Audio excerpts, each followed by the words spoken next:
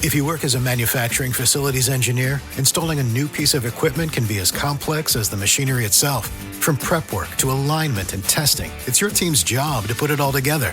That's why it's good to have Grainger on your side. With industrial-grade products and next-day delivery, Grainger helps ensure you have everything you need close at hand through every step of the installation. Call 1-800-GRAINGER, click Grainger.com, or just stop by. Grainger, for the ones who get it done. Hi friend, my name is Eric Carter-Londine, and I am the host and producer of True Consequences podcast. This is not your typical true crime podcast. You see, my brother was murdered over 3 decades ago in New Mexico, and I have been fighting for justice for him ever since. I created this show to advocate for my brother's case and for others in my community who are seeking justice. I cover cases with an empathetic lens because I know what it's like to seek justice for a family member. True Consequences covers cases from New Mexico and the American Desert Southwest. Give my show a shot. You can listen wherever you get your favorite podcasts, or you can go to trueconsequences.com. Thanks for listening and stay safe.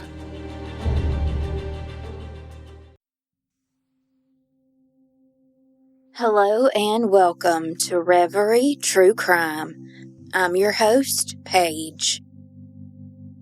Terra Newell, a successful interior designer, had a few failed marriages and went looking for love on a dating website. She came across a man named John Meehan. She thought he was a charming, successful anesthesiologist, handsome, and kind. As it turned out, he was none of these things at all. John, better known as Dirty John, had a sordid past that Debra and her family did not know about. He had never been to medical school at all, but worked as a nurse in a few different hospitals, where he would steal pills, becoming a felon with a long rap sheet. John used women for their money, and would harass a lot of women who he also met online. He had only been out of prison for a few days before he even met Debra. John was a dangerous man. Before Debra, the police searched his RV and discovered in his freezer what the police called a kidnapping kit. There was a revolver, ammo, binoculars, duct tape, zip ties, a GPS device, and cyanide. Eventually, while in the relationship with Terra Newell, he began to tear her family apart. However, Debra was being love-bombed so much and psychologically manipulated that she could not see what was really happening for a long time. Debra's daughters knew something was off, and they hired a private investigator. After all the evidence was brought to Debra and she confronted John, he took her to a lawyer who essentially said all of the evidence was a lie, and John convinced Debra that these were all different John Meehans. Debra and John went about their lives, telling their daughters to butt out of their relationship. As their relationship progressed, there were red flags that Debra did open her eyes to, and she was scared. She filed for an annulment, but he wanted one more chance, and again, John got what he wanted. Debra eventually was living in fear and went to her daughter's apartment to stay to get away from him. This infuriated John, who filed for divorce and demanded that he receive half of Debra's income and ownership of her business. John set Debra's car on fire and sent naked photographs of Debra to her family, and then the stalking began. One of Debra's daughters, Terra Newell, joins me today and talks about this traumatic experience. This all happened in 2015 and 2016, and it still affects her and her family today. Terra is very open about what happened, and it does get very difficult for her because of certain thoughts that trigger her. Terra was the one who killed John in self-defense during a terrifying attack. I want to thank Terra for coming on and sharing as much as she could to help others by telling her story. I know this wasn't easy, but I'm so incredibly proud of her. She's a courageous, smart, strong, inspiring human being, and I admire her more than I can express. So let's get right into it.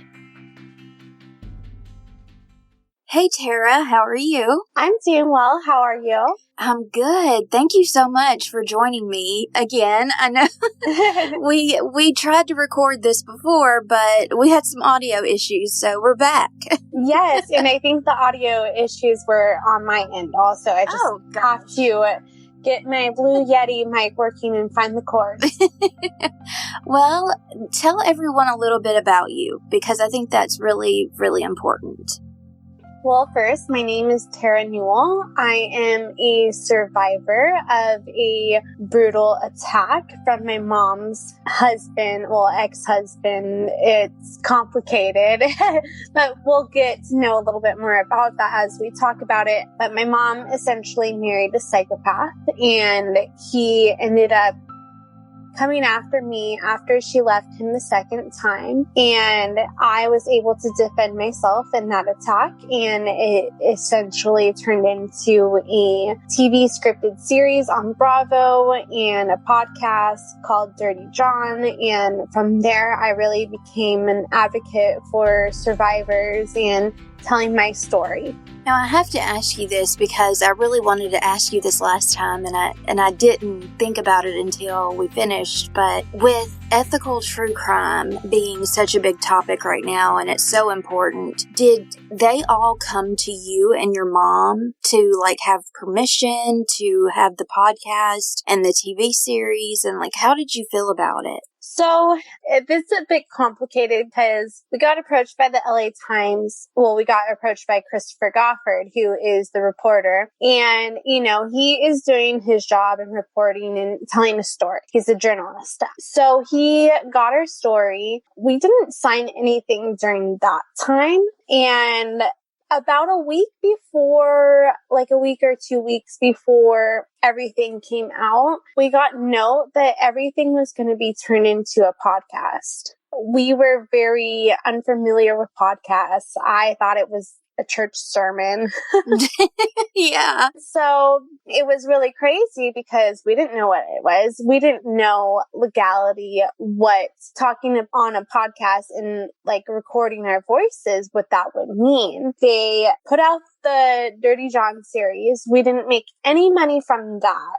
And then they did a live show. And at the live show was where I met producers. And these producers were with Atlas Entertainment. And they wanted to do something on the Dirty John series. But they met with me first, out of everyone. And I was just like, yeah, I would love to do something because they did Suicide Squad, and I'm a fan of Suicide Squad, Harley Quinn, the Joker, all that stuff, Batman, and I love the comics. So I was like, heck yes, I want to do something, but yeah.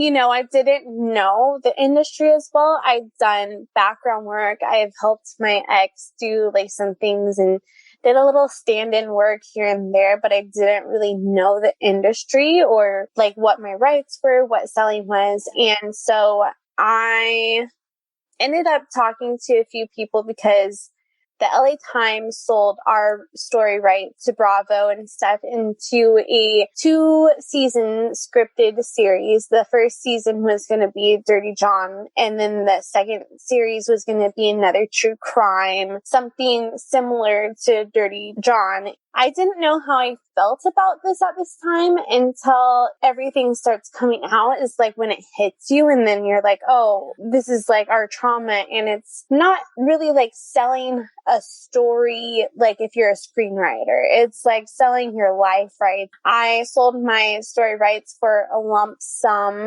It was kind of either get on board or don't get on board. Because they were going to do it anyway, kind of? Yes, because they had all our information because we did the podcast with the LA Times. So all that became public information. I thought about going and shopping around and getting an agent and selling the story that way. But because it was already sold to Bravo in 2 seasons, it was like, well, that's already going to get made. Do you want to do something competing with that? It's hard. And, you know, the industry is brutal. There's been a lot of changes that have been made even this year, not even with ethical true crime, but just with the industry, you know, the hours and everything. It's a brutal industry. So it was just like, you know, these people were doing business. They didn't really think that like, oh, this is their trauma. Well, how did you feel about the series? Did you think it was portrayed more accurately or not so accurately, in your opinion? It was 50-50. The story was kind of the same, but then there was things that didn't happen. My mom didn't help John get healed and recover from drugs, and that did not happen. And it's like, why do you even have to put that in there? Because the story, what happened to you, your experience is bad enough. To me, it's like, why add on to something that's already so sad and terrible? Yeah, so legality issues, because there are some people, you know, that they didn't quite get their story rights and they're portraying like these people. So those people, if they did something to show that like, oh, this is blah, blah, blah, you have all these facts about blah, blah, blah, then that person can actually go and sue them because they're using their likeness and stuff without their permission. And they didn't talk on the podcast. So those people were the people that could have sued. But the people that were on the podcast because they gave their words and whatnot, those people, they were able to take those stories because that was public information. Doesn't mean it's right though. Totally. I get so self-conscious now about the stories that I pick. You know, if it's a newer case, I will try to get in touch with the people because victims' voices matter so much. You know, it's hard to get somebody that, you know, from the 80s that something happened and try to find them. And so it gets kind of muddy. It's like, where is it okay to tell a story and when is it not? You know, unless the family says publicly, you know, we don't want this told. Yeah, like I know there's one person on TikTok right now. I can't remember her name, but I think it's her sister's name is Brooke, who was the victim, or her name might be Brooke. It's either or. They did a Hulu documentary and they didn't get the family's permission. They don't like the Hulu documentary. It makes the person who did the act look like he didn't do the act and stuff. I didn't watch it because I want to support them, but that's just what I've heard. You can find the girl on TikTok though and search true crime. She'll probably pop up. I've also shared a few of her videos too. If you follow me on Instagram, I've like shared a few on my story too. You know, definitely don't do it without the family's permission. If they're like saying, you know, I don't want my story told, you know, respect that.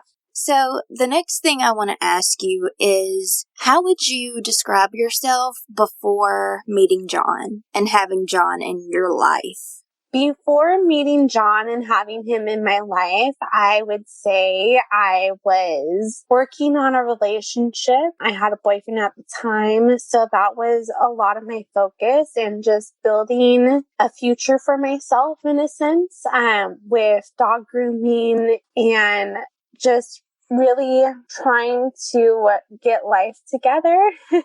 That's who I was, you know. I definitely love nature, love all of that, but I also can be the person that's glued to the TV. And honestly, if you're like, oh, have you seen this or that?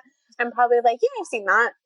Yeah, because how old were you at the time? I was 24 when he came into our lives. That's so young. So it's like you're still living life and then this just happens and it's crazy. Oh, yeah. No, I was trying to like get independent from my mother. I was still financially supportive on her and just like, you know, just finished with trade schools. I've never went to college because I'm just very creative and artsy, and I don't do well in systems sometimes. Yeah, I totally get that 100%. So, how did your mom meet John? My mom met John on a dating website. It was a seniors dating website called Our Time. Oh, wow. I've never heard of that one.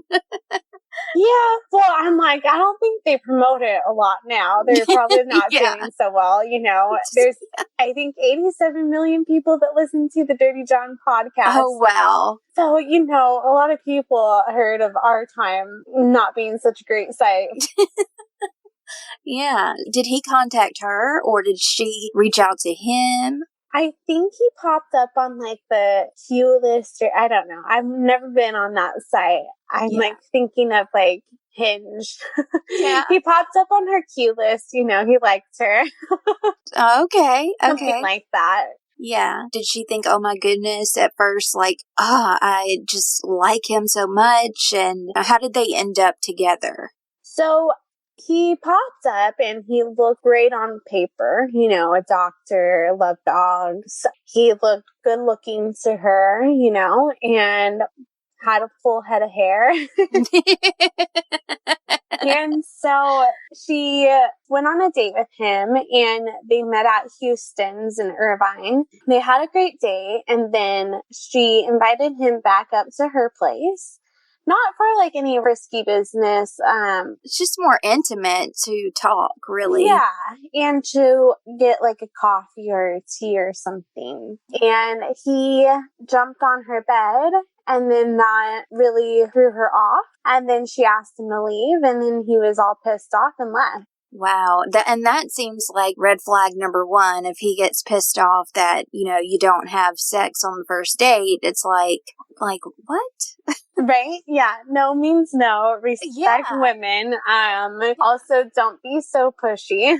Right? So what happened next with them? Like, did she forgive him for being mad or did he apologize?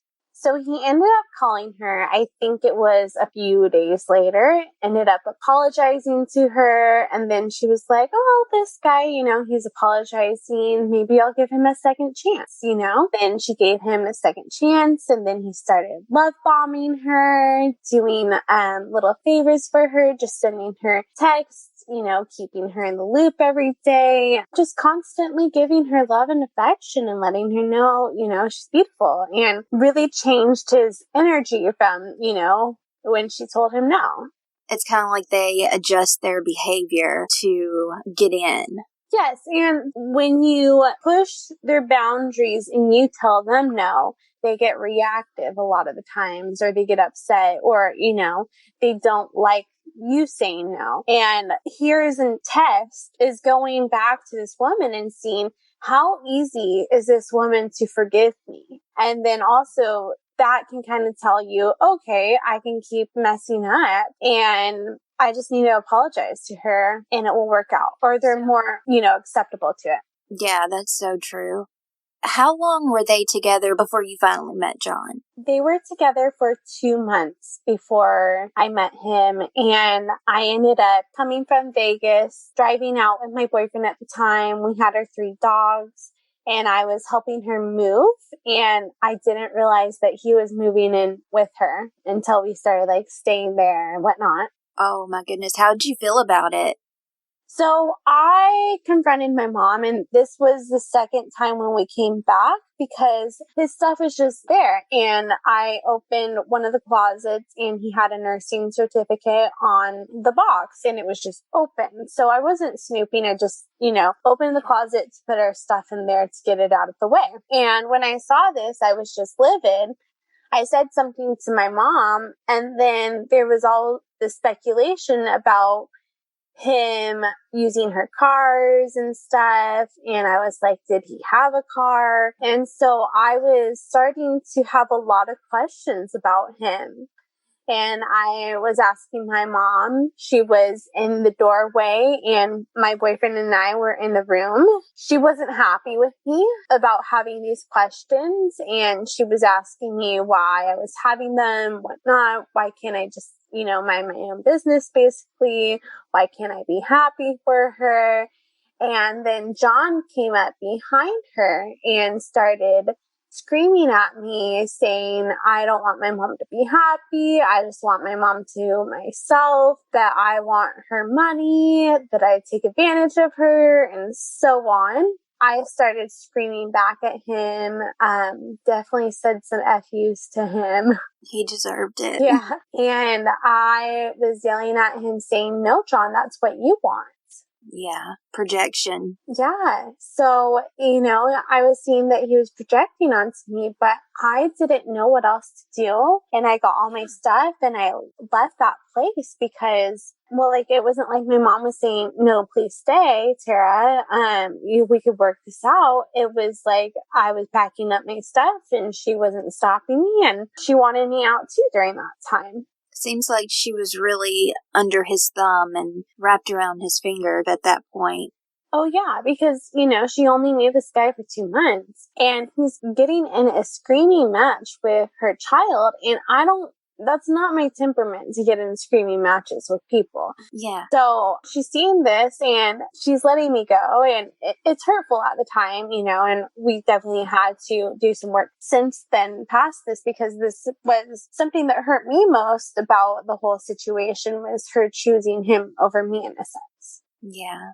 That's totally understandable. And I know people get so conditioned and they don't realize how they're hurting other people.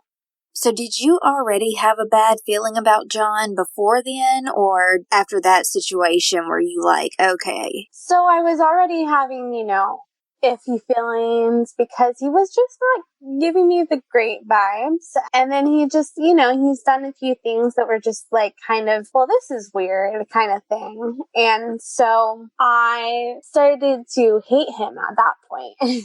Yeah, it was sure. Like my dislike turned into hate.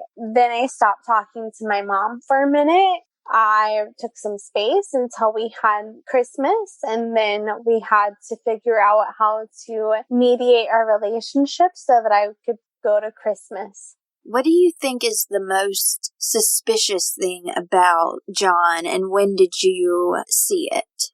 I feel like the most suspicious thing was him mooching off of everyone, That was really a huge red flag because he didn't have a place to live. I think he was living in the desert technically, in like an RV or something in Cathedral City.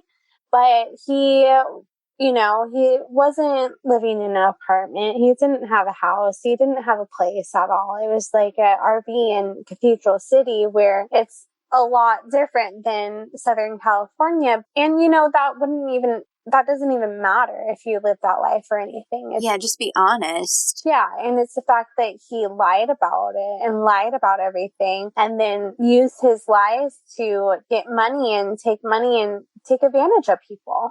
How did Christmas go? Because I can't imagine. Well, it really blew up because we had a mediation and we agreed that John would go hang out with the guys and I would go hang out with the kids, and we would be in our separate areas. And, that's how we would do Christmas, is we wouldn't bother each other and we would just have our areas. The minute he got in, he went straight to the kids with a bag full of presents and started handing them out and just was riling up the kids. So this got me upset because it was like, this wasn't what we agreed upon. You're pushing down those boundaries and that's not okay. I went to the garage and I was crying hysterically. My niece came in to kind of like support me and stuff. I want to say she was, holy crap, she was like 10 at the time. Aww. And I'm just saying like, holy crap now, because she has her 16th birthday like this week. So wow, that is insane how time just flies. Right? Oh my goodness. Yeah. So, and she was so mature for her age, and, seeing all this trauma and stuff, just, with the Dirty John stuff. Yeah. That's a lot of trauma to go through for a child, and to process through it. it's a lot, you know? Yeah. But she was so mature and just really comforting me, letting me know it was going to be okay. And then like my grandma was also there, but I think my grandma is just like, she really liked John. But my grandma, you know, my grandma's used to liking these men that are, you know, good looking. On the outside, they're everything that, you know, a mother would want for their daughter. So Yeah, and you know, I feel like my family's kind of used to narcissists and whatnot. yeah. Well, I feel like a past generations too. Right. Like a lot of past generations, like the man had control over the house, everything. The woman had to be agreeable, look pretty all the time, you know? Yeah. Just really conform to this American dream picture. And I'm like, is that the root of narcissism? Yeah, seriously. That does make a lot of sense because, I mean, yeah, your grandmother would totally be used to that because that's just how things have always kind of been. Yeah. So, you know, John comes along. He's charming, good looking, a doctor. Oh my gosh. He is the American dream. And so she really loved John. And until like, you know, the day that he did this stuff, came after me and started terrorizing my mom. And then also my grandma is a super hardcore Christian where divorce isn't in her vocabulary. So when did your mom first notice something was off? My mom started to notice things were off. Well, we first hired a private investigator, my sister and my brother-in-law did, and then they brought this information to her, and that's when she left the first time. This guy had restraining orders against him. This guy was arrested for drugs, selling drugs, stealing drugs from the hospital. There was so many things on him, and it was disgusting. Like, this person lied about everything, but yet has done all these terrible things. So that's when she left him the first time, but then he was able to convince her that all those other John Meehans were different John Meehans. And he brought her to a lawyer even. So she, you know, was really convinced. And just stuff started to pop up more and more. Well, she did get a letter from jail in the Balboa house with him. And that was like, this is weird. Why are you getting a letter from jail? That part in the show was actually right. And so, you know, there was little things, but then she left him. Then he was able to convince her. They got back together. They moved into the Irvine Spectrum apartments. They got a house in Vegas. They got a dog, and they were really trying to rebuild their life together. And then my mom was just convinced, since they're just thinking that these were like the other John Meehans and whatnot, and they'll eventually love him because I love him and I see what a great person he is and whatnot. But that was never the case. And then he started to get really scary. What was the first scary thing to you? Well, my scary stuff started right after Thanksgiving. My sister really had my back, and my sister is 15 months apart from me in age. The night where I left, it was the day before Thanksgiving, and I wasn't able to go to my mom's house for Thanksgiving because I was kicked out, essentially. So I went to my sister's. My sister just started sending texts to my mom, just like, how can you do this? How can you kick out Terra? Blah, blah, blah. And then she was texting her, but it wasn't her, it was John. He was saying to my sister, like, why don't you jump off the building? Face first would be preferred, or like head first would be preferred. And just like sending her these nasty messages, like from my mom's phone. Like, sister was thinking it was my mom and whatnot. It was really hard to go and see all that. And that's when I was like, that's not her, that's him doing all these things. Yeah, because your mom would never send messages like that. Did you confront your mom about the text messages, or did your sister? I don't remember during that time. And this is why, you know, that survivors, I'm just like, I need to, I'm just sorry. No, don't apologize. Don't do that. Where would you like to go next with this? Because I want you to be. I know this is hard. I don't know. Sorry. My brain just shuts off sometimes when I go through the trauma, and then there's other things that like trigger me that pop up. And then I'm like, oh crap, you know? I'm so sorry. No, it's okay. Wherever we could go, I just like can't go deep into like thinking like I think that my sister confronted my mom and stuff, but it was never really until the end where we were kind of able to piece everything together, because we didn't have everything until like the end. And, you know, there was points where he was stalking us. We kept turning our back and then wouldn't see someone. And then he was there because we had evidence that he would stalk us. And literally when my mom left him the second time, she would be at my sister's house, and that's where she kind of went. She was also doing hotels during these times and changing wigs and whatnot. What led her to leave? And the second was the final time, right? So the second time, she had to kind of really plan her leave because she caught light that this guy was not who he said he was. He was also not allowing her to see my sister. And she was like, I want to see my kids. And maybe this guy really isn't who he says he is. And just really her eyes started to come open. And then my other siblings, they wouldn't allow my mom to see her grandchildren and stuff at a certain point because they thought this man was dangerous. Yeah, that makes a lot of sense. Yeah. For sure. So what did he do whenever your mom left?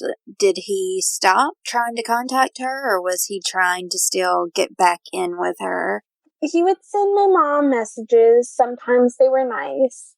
Sometimes they were mean and threatening. And well, a lot of the times they were after that. But there would be like a few messages like, oh, I want you back, blah, blah, blah. I love you, blah, blah, blah. There was like a lot of text messages. And she was also working with a private investigator and a lawyer on how to separate from him. She was trying to get the marriage annulled at one point. I don't know what happened with that, but he ended up coming after me eventually. And so she didn't have to get the marriage annulled. Yeah. So what made him come after you, and how did that scenario play out? I don't know if it was because, you know, maybe I was the one that was not having issues with him as much. I didn't like him and stuff, but what I would say to my mom is I'm willing to work out things with him. I'm willing to go through this, you know, let's talk. Like, tell him I'm able to talk to him and work things out. And he never wanted to work things out or talk things out. I think that really had something to do with it, that my mom was probably like, oh, I love Tara. Why don't you get along with Tara? You know? He was jealous of you, I believe. Yeah, and he also went to my sister's and my mom's the night before. And he saw my sister, and then my sister got in the car with one of her friends and like kind of chased him down. But he got on the freeway, and then he was not seen after that until the next day by me. If you can, and if you want to, and however much detail you want to and or don't want to, can you walk us through that day? Sure. I got up and went to work that day. My sister actually called me in the morning early because she wanted me to be aware that John was hanging around. And she was afraid that he was going to possibly come after me next. I was like, okay, yeah. And I had the Jason Aldean concert that I was going to that night. So I was kind of preoccupied by things. I went to work. I was supposed to have 2 dog grooms during that day. And that call was actually John the day before, that he was like faking a dog grooming and stuff to like call and check out my schedule and stuff. Oh my God. So that's how he knew. Yes. I went home for lunch because I didn't have those dog grooms anymore, and I started to get ready so that I could like get off work after and then run home and get ready in like 15 minutes. So I got like half ready. Yeah. And I went back to work, and then because I didn't have those dog grooms, I was able to get off a little bit early. And he didn't realize that he actually messed up my schedule that day. But I drove home. I got to the gate, and then I parked in my parking structure. And I park in this one place on top every time. There's no assigned parking places. I like to park in the same spot. The gates were broken. So there was this guy fiddling with a tire iron, and I look over and I see him just fiddling, and my dog's barking and going off on him. I think it's just like a homeless guy, and I tell my dog to knock it off. I park, and then I get out of the car, I grab my dog, and then I go to the license plate where my license plate of the car is. And then he grabs me by the waist and says, "Do you remember me?" And I looked up, I remembered him, I didn't answer him, and I just immediately tried to run away from him. And I started to get hit and punched in what I thought was punch, but at this point I was getting stabbed. He tried to cover my mouth because I was screaming, and I bit him as hard as I could so he didn't try to grab my mouth anymore. My dog at this point was biting his ankles. Good dog. Yeah. And I ended up not being able to detach from him, and I was trying to run away still.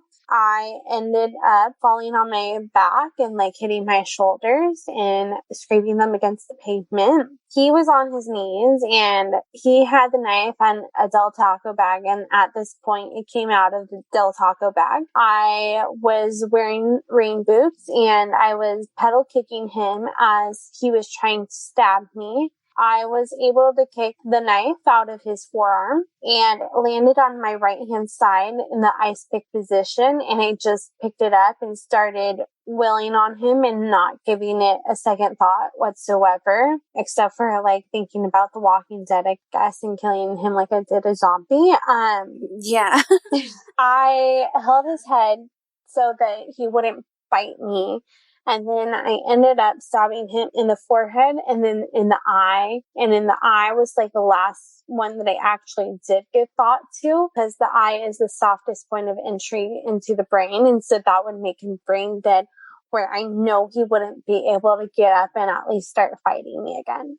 Had you ever taken self-defense before, or was this just all adrenaline and kind of a gut instinct in a way? It was all adrenaline and watching The Walking Dead and just seeing monkeys see monkey do. Are people around? Are people seeing this? And what happens after you've finally stabbed him and gotten him off of you? I ended up looking around to assess the situation because I needed to know where the knife was, because I kind of just like, you do something and then you throw it back and then you're like, okay, is it still out of sight for him to, grab? So I tossed the knife away from his body, and I started scooting away, and then I start to look around and just assess everything. At this point, I see that Cash is eating Del Taco in the Del Taco bag. My mind was thinking, like, why did he bring Del Taco? Could he have used it for my dog because he knows my dog's always with me? Would there have been poison or like cyanide or something in there?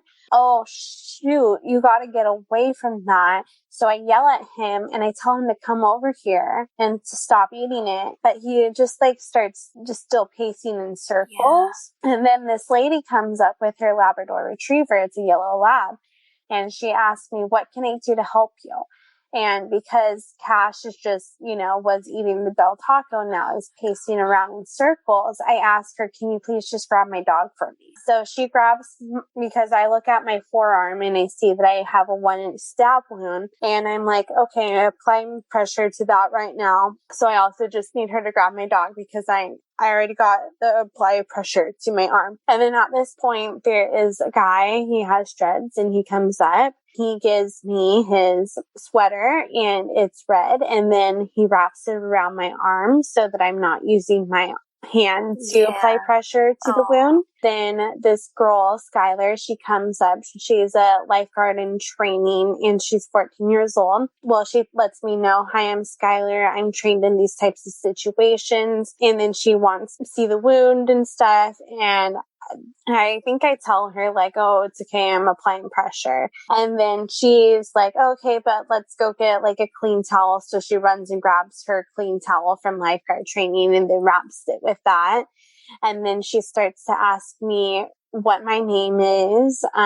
Do I live here? What, just like when my birthday is. And it's just asking me questions about what is happening, or like, just about myself to get my mind away from the event for that minute. What an awesome little girl. Oh my goodness. Yeah. And very thankful for her. I saw the guy start to go up to John and give him CPR.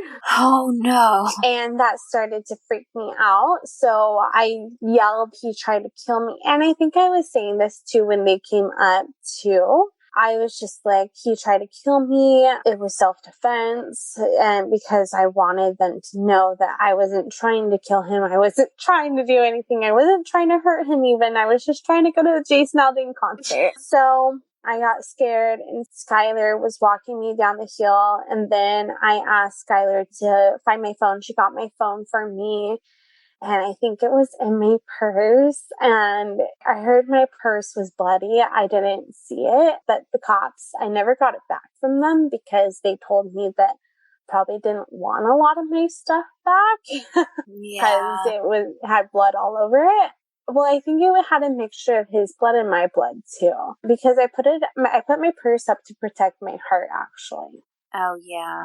Smart move. Thanks. So it was, I think my phone was in there. And then she grabbed my phone, and then I called my mom and I told her, I'm so sorry. I think I killed your husband. And then I called my ex, and then he didn't answer, and I sent him some angry text messages. Yeah. Like, this is the worst time ever that you could possibly be busy or doing anything. Well, no, because we went through a breakup and stuff, but we were in this limbo phase. I was like, why did he block me? But it wouldn't have gotten delivered if I was blocked either. But my mind just went to that, and I was like, why did he block me? John just tried to kill me. Oh my God. And then so he called me, and he was like, why I didn't block you? What's going on, blah, blah, blah. And then he was working bar rescue at the time, and I was just like, is there any way you can come out? And when you work production, it's like, you don't take off days. Yeah. So, and he was like, I don't know, I'll try. And then I was like, okay. And then, so I had to call my friend next, but then, the cops were there, kind of telling me to hurry up the call with him. And then I was like, okay, the cops are wanting me to go. And then I was like, let me make one more call though. And they're like, no, you're tampering with evidence right now. But I was like, I just need to call my friend that I'm going to the Jason Aldean concert with because she'll be here any minute, and I don't want her to show up and think I just need to tell her I'm going to be late. Your mind's in shock after this happens, For So sure. you're just I'm trying to get I don't know. And I'm a people pleaser, so I had to call my mom, tell her I was sorry that this happened and that this happened, Yeah. And then I had to call my ex because he was someone that I considered to be a protector of mine, someone that I confided in with everything, and someone that knew the hell that we were going through with being stalked and me fighting with my mom over this. And he knew everything. And, even though we were broken up, I would sometimes go and stay with him because I was living in fear. Yeah. And that's still your best buddy and like you Not trust anymore, him? but Yeah, no, just at the time. yeah, it was my best buddy at the time, and that was really like my safe person, my safety net. Yeah. So how did your mom react, and did they quickly get you to the hospital and get you help? My mom ended up showing up, and they wouldn't let her see me. She was behind the tape and everything. They took John on the stretcher first because he was in critical condition. The guy was able to revive him. He was brain dead when I stuck a knife in him. He went to the ICU and he went to like Global or something. It's in Huntington Beach or somewhere over that way. Westminster, maybe. I didn't go there. They were going to put me there, but then I freaked out on them and I told be them, like, no. Don't send me there. Don't send me to the same hospital as him. They wrapped up my arm and I let them do that. And then they wanted to put IVs in me and stuff. And then I started freaking out because I hate IVs to begin with. I hate blood. I hate all of that stuff. Well, I actually would go to the doctor.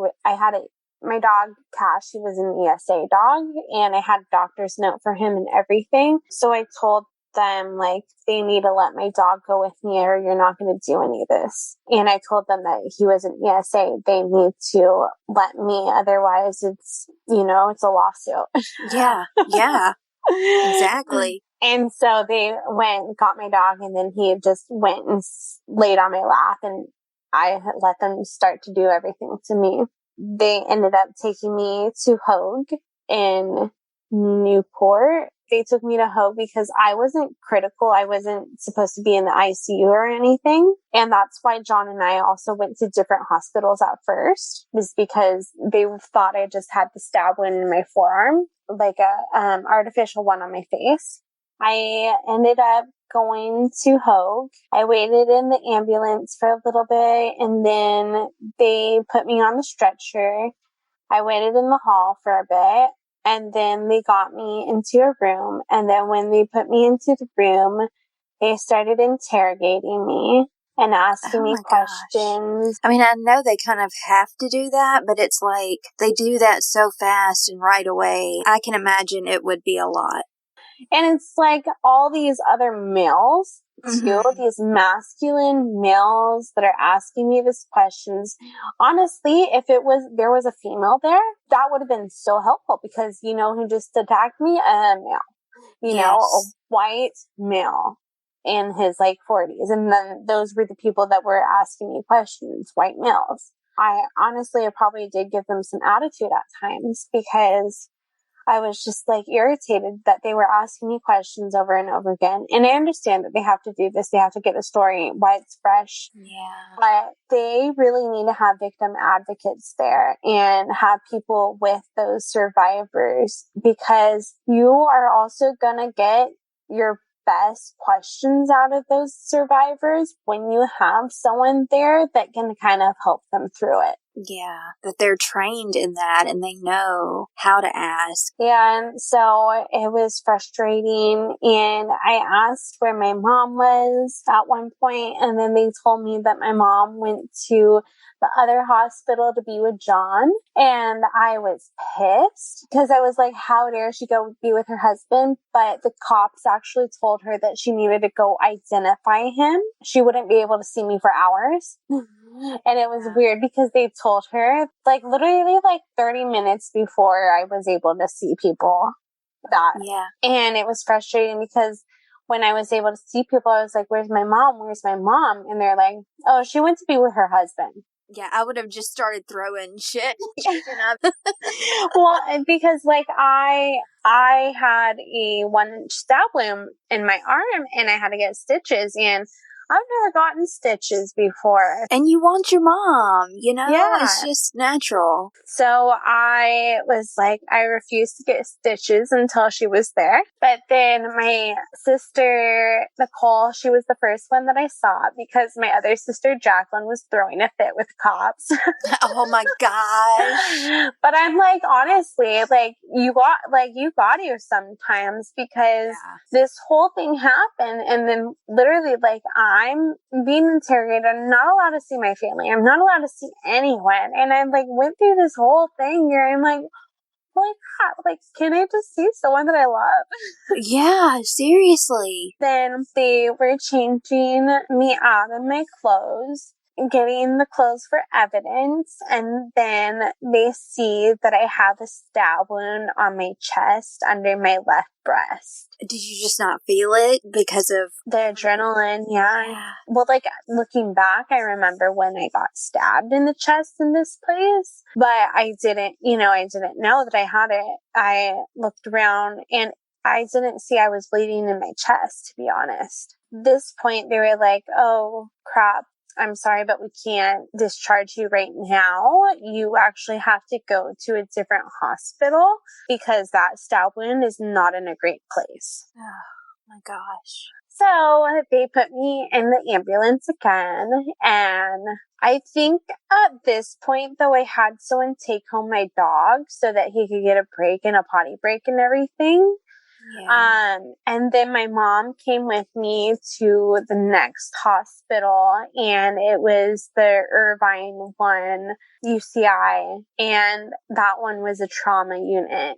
I think I wait a minute or two, and then they roll me in, throw me into a room with like 5, 6, 10 nurses. I don't know. There's a lot of nurses in there, and doctors and stuff too. They poking my fingers. They're poking me with needles. They're putting IVs in me. They're also like touching me everywhere, vagina, everything, boobs, because they're making sure that I don't have any more stab wounds anywhere. Yeah, that still feels so violating, I would think. Yeah, because, well, like, first of all, I was literally screaming at the top of my lungs why this is happening, saying, don't touch me, and stuff, but they're just doing their job. But I'm screaming, and then I'm looking at my mom on the other side, and she's just watching me, like, go through this and just scream. And that was so hard. I end up going to a cot and then just hanging out there until they get rooms available. And then there's just like other people screaming in the lobby. Well, not the lobby. I was in the ICU, just like in the curtain areas. I'm just waiting for the room, and then I get into the room. They end up doing exploratory surgery on me to see if I'm bleeding out.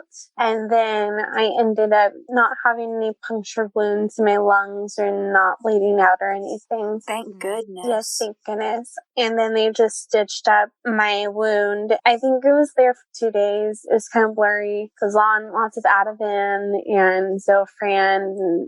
That stuff will just make you not remember much of anything. Yeah, I remember getting a UTI from it, though. Oh, no. Yeah, that sucks. Yeah, because, like, when you're in the hospital, like, all that stuff in you is, like, not good. And then, it didn't go back there for a while. But it was just very terrible. And then I ended up getting released. And then the healing process started to begin. So were y'all made aware when John officially passed away?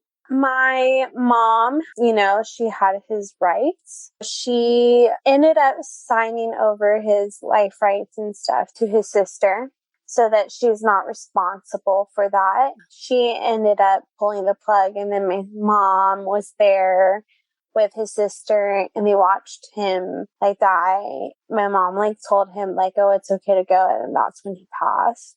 What does his family think about everything? I have no idea. I have nothing to do with them anymore. They started to trigger me, so I needed to cut off that connection. That's the best thing. But I am friends with his daughters and his ex-wife. I love them. I love them to death.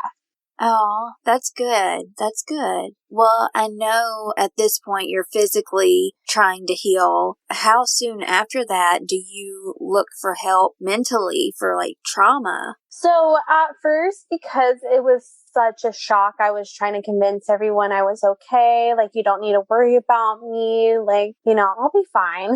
I'm okay. Yeah. Everybody else is oh my gosh. And I just didn't want them to worry. But then I started to get into it with my ex because he had a girl roommate and stuff. They ended up being together for a bit.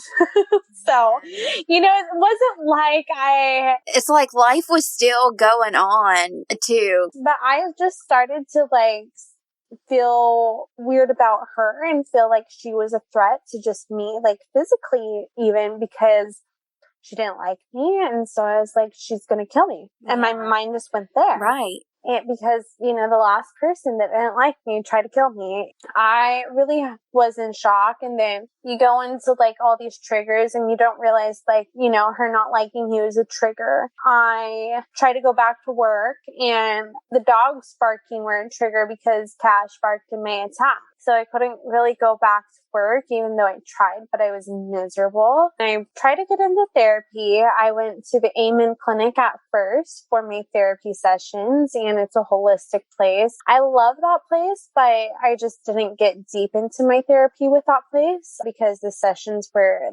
$500 a session. Yeah. I mean, mental help is really expensive.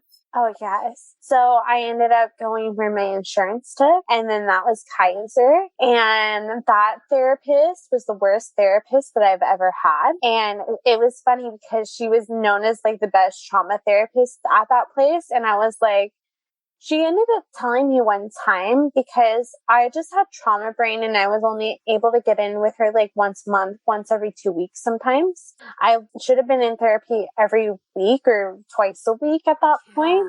And she told me one day that she didn't feel like I wanted to get better when I told her that I wanted to kill myself one day. And I left her and I basically wanted to tell her to go F herself, but I didn't. And it's like, this is the best y'all have? Really? Right? Actually went down kind of a hole after that, was drinking a lot and just not the best mental health. And then I ended up getting to the place where my sister and I actually got into an altercation. And it was because I was triggered and I went into my fight mode because, my brain changed after that trauma. I went straight to fight mode all the time.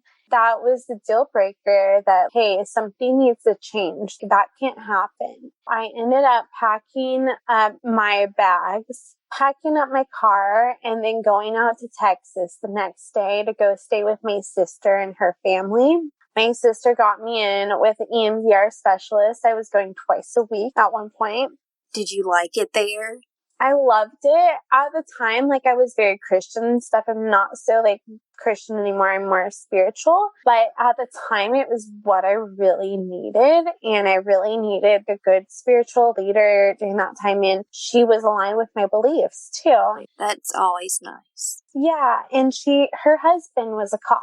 He experienced combat and stuff. And she did EMDR therapy for a lot of combats and stuff, a lot of combatic trauma. She got trauma and she understood it, but she also was this nurturing mother figure that I needed at the time too. And so she was perfect. I love her. She was in Austin, Texas. I felt like I was so healed at one point. Then I ended up going back to California because I needed to make money and get a job and stuff. Because just life doesn't stop. So Right. It's hard. Yeah, I ended up working for my mom with silk plants and stuff because I did go to bartending school in Austin, but I kind of decided that I didn't want to be around men at bars. Especially drunk men. Yeah, that are handsy and stuff. That wouldn't be good for my therapy. Did you continue therapy in California? Did you find a place? So at this point, I did feel like I was kind of healed. So I didn't go back and do therapy right away, to be honest. I probably should have just got a therapist to keep up with it just routinely every now and then. I ended up, just doing so many fun things. I met my friend Dia. She ended up referring me to her therapist because I ended up going out to the bars, and I don't like the bars, but it was my friend's birthday, and so I was trying to be a trooper. Yeah. And this guy grabs me by the waist, and then I freak out on him because that's how John grabbed me. I'm screaming at him, telling him that he should respect women, he shouldn't touch women by the waist. Yeah. he's just drunk and not really getting it. I talked to the bouncer, and then the bouncer's like, what do you want me to do? Do you want me to kick him out, or do you want him to apologize for it? And I'm like, honestly, if he's down to apologize, I'm open. But then he, like, drunk people just handsy. But after that, it put me in a bad place. And so I needed to go back to therapy. There came a point where she wasn't helping me enough because she was just a talk therapist. And so I needed to go back into EMDR therapy to work on my triggers. Are you still doing therapy today? Is it like a must for you to still do that? Or are there other coping mechanisms that you also incorporate with therapy? Yeah, so for me, it's really important, and I've actually come to the place where I am sober with alcohol. I won't say that for like weed because I like a little weed here and there. I do too. But I don't drink at all because it actually affects my brain so much. Weed actually helps me to calm down sometimes. Yes. So I'm actually slowing down a lot with weed too, because I just want to work with my nervous system in its natural state. So in like social situations, I won't actually drink. I won't smoke weed because I want to be coherent and there. And in the moment before, like, it gave me such bad anxiety. So I would have to drink or, smoke. But the next day, like, I had such heavy brain fog. I was irritable, and then with the sugar of alcohol too, it doesn't affect your body well, and it like acts like rest. So I get so much aches and pains, and so no drinking. Yeah. And really, I love to do yoga. I love to do hot yoga because it throws me into my fight or flight mode a little bit more than, just doing normal temperature yoga. And so I'm able to get out of my fight or flight mode faster and practice that on a daily basis. I also love vagus nerve exercises like humming. That actually, helps with your core too, because you're building up the strength and your body is all interconnected and intertwined. I also eat pretty healthy in a sense because there's just foods that don't make my body happy, and then it throws me off into a different space, and then gives me anxiety, and then my head goes through a spiral. And then also incorporating positive thinking. Positive thinking isn't necessarily like you have to deal with your trauma. Like, if you feel it, you have to deal with it, and you have to let it come up, but you have to not let it stay there and linger and like get in this dark hole kind of. And like, at the end of it, you're like, okay, like, I dealt with it, I processed it, and that's great. Now my body's releasing, but you have to incorporate these positive thoughts to create these new neural pathways to the brain, because when you start to do that too, if you like vibrate your frequency higher and stuff too, and then now you're, not living in this toxic cycle. And it's when you get into these bad relationships, you eat unhealthy, you drink and stuff, and not saying anything about social drinking, but if it's making you feel some type of way, maybe think about taking time away from it. Yeah, for sure. Because health is so important, and our mind, body, and everything are interconnected.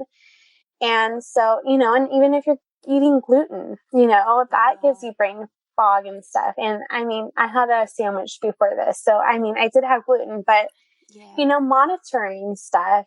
Yeah, and moderation. Yeah. Well, with you saying you're spiritual, I'm spiritual too. And I was wondering if you have ever had a Reiki session. Yes, I've not had one in person though, just like the ones where you do the Zoom calls and then they send you your Oh, you have to do one in person. Oh my gosh. Okay. When I tell you, I feel like I was on a positive high for like at least a week and a half. It was unbelievable how I felt afterwards. I'd highly recommend it. Okay. So I do have a friend, Jill, Beverly Hills Reiki. She does Reiki sessions, but she's done one for me like over the phone, and I feel like she's done it to me in person. Like there was this one time where someone hugged me and I was like, I didn't get the best vibes from them. I feel like she saw that and she came up to me and pulled their energy off my chest and just threw it away. And it was like a weight got lifted off of me. It was so weird. I know. I swear by Reiki. I do. And it's an unreal experience. And I've never had one like through Zoom, but to hear that it works like that is amazing. Right? Yeah. No, I'm so down to do one in person. I just haven't had the in-person one yet. yeah, but you will. I think you will. And if you do, you have to tell me how it goes. Yes. But I definitely, like, I have a friend who's a psychic, and I definitely talk to him a lot about a lot of stuff.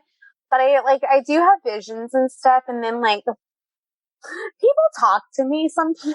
Now, like, I'm sounding like a little bit loony boony, but like... No, not at all. Not to me, anyway. Okay. But just, like, I don't know, people, like, it will be crazy because, like, their mom or something will come through and they'll be like, tell them that. And then I'll be like, I don't want to tell them that. I know. And like, they're, like, yelling at me and I'm like, okay, fine. And I'm like, so-and-so says to let go of something. And they're like, oh my gosh. I did it to my friend one time. And then, like, he was my best friend and I had no idea that he was just going through all this stuff. But when I said that, it clicked in his head that he needed to let go of, like, some stuff with his brother. Wow. Now, did this come on after the trauma, or have you experienced this, like, your whole life?